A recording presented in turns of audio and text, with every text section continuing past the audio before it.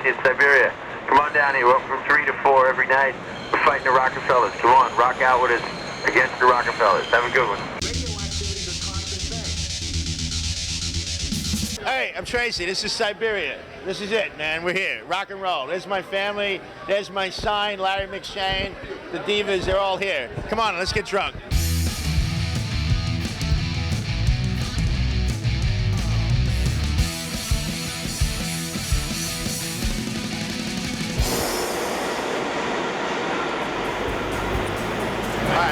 We're at 50th Street, and this is cool. We don't have any signs.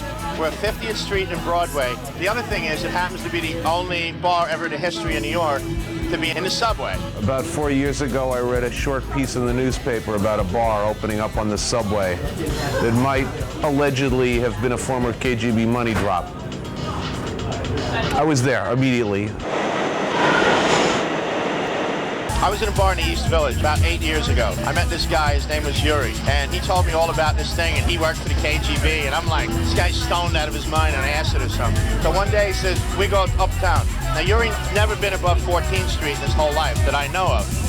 Anyway, he comes here, shows me this place, he goes, I KGB, they catch 3 friends, I run like rabbit, FBI. I'm like, guy's sick. So anyway, I found out what a great place to open a bar. So Yuri was half Siberian, so we called it Siberia Bar.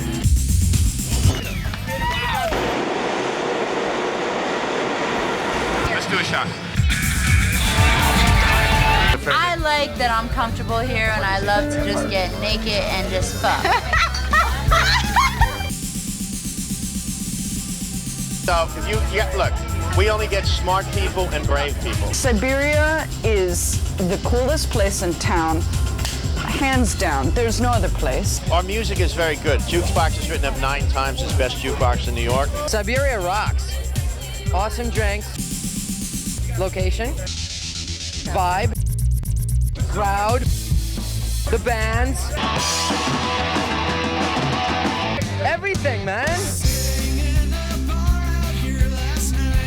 Being that I've hung out in all the dirty, sleazy places that you could probably find, this is probably the best one you can come to. This is one of the last remaining spots in the city where it doesn't matter who you are, you're welcome. You know, all you do is show up, Tracy gives you a bear hug, buys you a drink, and you're home.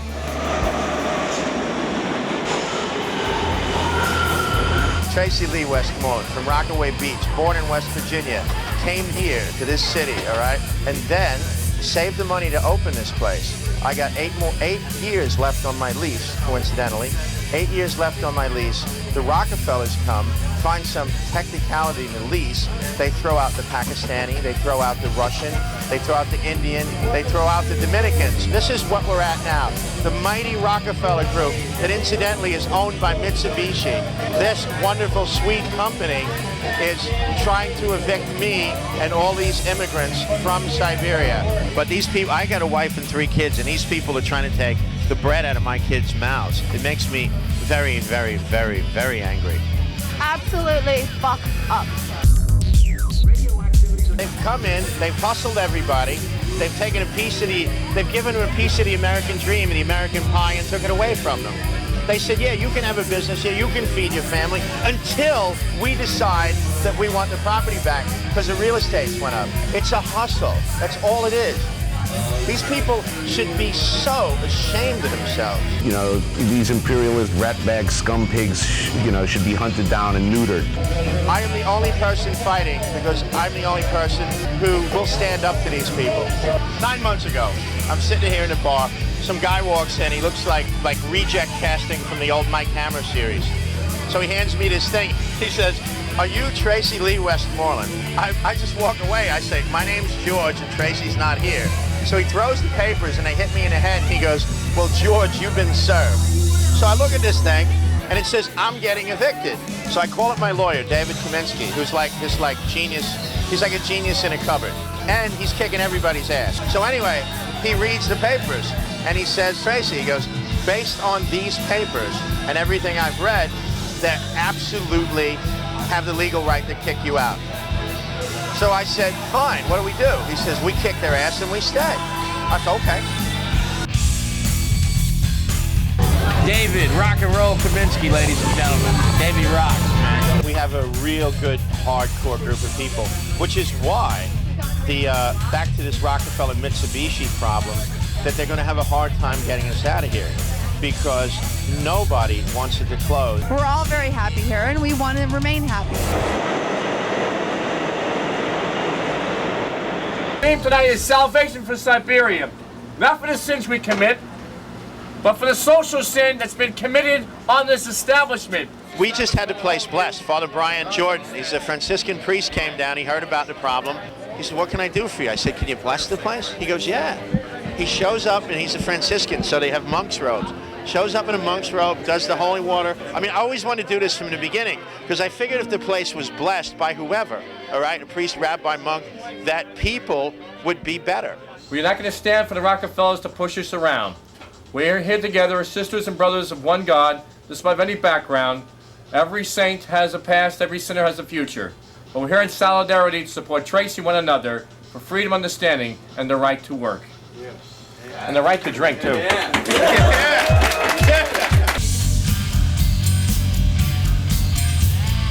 We're going to be chained outside in an act of civil disobedience. It's going to be me, Father Jordan. We plan on showing people what it's about. How dare this corporate giant Mitsubishi dare fight against this wonderful man and his family? It's wrong. We're chained ourselves to this protest. This is Civic Mattis, the leader of the oldest Democratic club in New York. You think he's crazy for being here, because we know every politician in New York, and he's the only one with the balls enough to come down. This is a bar that's run by one individual who takes care of his customers. Tracy has given many, many people jobs here in the neighborhood. Without places like these small businesses, New York will not be New York. I will do this for the rest of my life.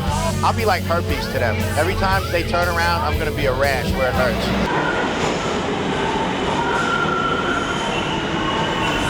I would crawl across broken glass naked with a knife in my teeth anytime, night or day.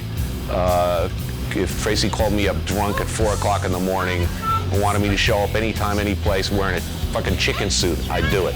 Now, I'm not one for politics and all that, but what I do know is that this is the greatest place in the world to come have yourself a drink, meet some friends, have a beer, relax. This man right here, Tracy, who you've met, Come around. that's him, has been my family away from home. I came to New York lost, not knowing what to do, and then miraculously I found the Siberia Bar, which has just made me feel so good. It's like every bar that closed back home that made me leave where I was. He's a brother to me, he's been a father to me, a sister, a little girl, and I can't say enough, it's just the greatest place in the world. And I'm sorry, I can't go on. If this place closes, there will be repercussions. Most Irishmen don't usually back down unless they had a reason. I don't have a reason today. The other thing is, people keep saying to me, well, what happens when they offer you a bunch of money? This is not about money. I don't want money. I want my bar. This is not right, man. It took me 4 years to build this. It's like going to some guy who just got out of, like law school and telling him, look, we're going to give you some money. We spent 4 years working hard. We're going to give you some money, but we're going to take your degree away. This is my degree. This is wrong. They should leave me here. They should leave these other people alone. I think to shut down this bar is pretty much to shut down the city of New York. There's nothing left. If this bar leaves, I'm leaving. They can kiss my ass. What they're doing is wrong, and it's just like beating up little kids, all right? But this boy's fighting back. Thank you.